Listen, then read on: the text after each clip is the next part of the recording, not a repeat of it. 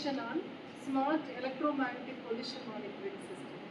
And in this 5G era, we always use more electronic devices and also telecommunication systems. The electromagnetic radiation coming out from these devices may cause severe effect to the civic life, and it is a major concern which is to be monitored. So we need a smart device to monitor the effects of the electromagnetic pollution. So for this, we use design thinking approach, which starts from empathy, define, and ideate, prototype, and testing. Now we have a discussion on this topic, and we conclude how to design a smart monitoring electromagnetic pollution monitoring system.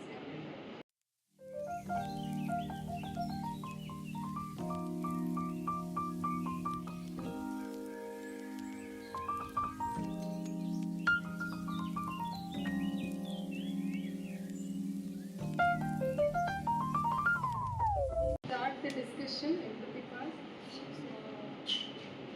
as per the first part, that is empathy, we need to understand what the actual problem is. So here for our discussion, the actual problem is about electromagnetic pollution. So what is electromagnetic pollution? So as per the name said, electromagnetic pollution is nothing but where the electromagnetic radiation increases, there comes the pollution. So these radiation may come out from anywhere. Like as of now, the technology have improved. So everything is literally artificial and man-made. So there are some few types for it. So ionizing radiation and non-ionizing radiation. So in these two types, ionizing is nothing but very harmful radiation, and non-ionizing is not very harmful radiation. So the sources for this electromagnetic radiation is from natural sources and as well as artificial. So from natural resources, we get electromagnetic waves from the sun and from the cosmic rays, or as well the magnetic field of Earth. And from the artificial, from the technology, that is, we get this radiation from right from Bluetooth devices, IoT devices, Wi-Fi modem, and the TV transmitters, radio transmitters, and as well as the power plants. So from everywhere we are getting this electromagnetic radiation. So to prevent this, so why we need to prevent this is excess of pollution may cause so many disadvantages to the humankind. So we get two types of diseases, that is long-term diseases and as well as short-term diseases. So in short-term diseases, we may get dizziness, stress, and then fatigue, so many other short-term diseases. And in long-term diseases, we may get brain cancer, brain failure, and cancer as well. So we need to prevent this. So excess of pollution is not good for mankind, but this radiation is coming from the mankind, from the people, from the things which we made only. So we need to prevent this. So for the solution for this, we'll be discussing about it. So now over to you. Let me define the part. First of all, how to design a portable and affordable and real-time EM radiation system to detect individual monitors and reduce exposures. By few key requirements, which is portable and wearables, which should be easy to carry.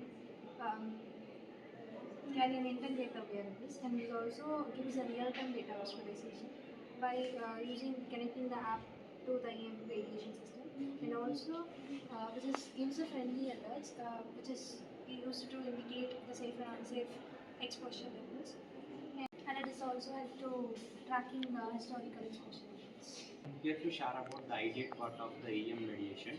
So what are the possible things we can recover from this means by using smart wearables such as smart bands as well as badges, which uses radiation, and it also detects the human's pressure value as well as oxygen in the blood and etc. And smart IoT devices.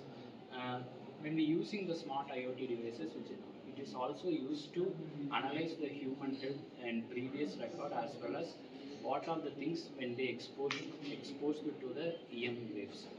And the next is AI-based app integration. In this application, we use machine learning to learn the places which high prone to exposure of EM waves. So okay, let me explain about the prototype part. So as for the electromagnetic pollution detection, we need to first we have to test it with the help of prototype.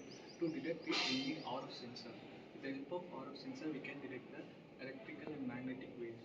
So we can detect, but we have to be updated. So we need an application to send it through Bluetooth or Wi-Fi. We can't check it constantly with the on the machine. We need a because we are developing. So we need to be updated. So we use apps. So from it we have to be create a colorful interface. So to show the level with the colors like green, orange, or red to indicate the danger level with the magnetic field. Lastly, we have to be send alerts to the users. So that's why they can know here has been detected, how much percentage has been detected. So that's what is the prototype. So testers to evaluating the solution. In this field, we see in homes, it is used in applications of homes, schools, etc. And it optimizes the battery and it improves the accuracy, and it is also improves the battery percentage.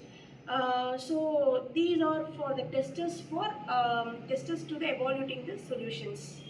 I'm going to say about the future scopes. Before going into the future scopes, we need to make sure that we need to create awareness among the people of the electromagnetic exposure. And now into the future scopes, it can be used in healthcare as humans have electromagnetic hypersensitivity and can be used efficiently in healthcare. And another one is the data we get from the today's electromagnetic exposure can be used and can be limited to the exposure in public spaces. And the final future scope is it can be integrated with the IoT devices to make an environmental system. Thank you, dear students. We have discussed a very important topic in current scenario. And starting from the empathy, you have well said how to empathize the causes, and you have go through the defined part. And prototyping makes how to use sensors and IoT devices to design a system. And finally, you have given the future scope also. Thank you so much for the discussion.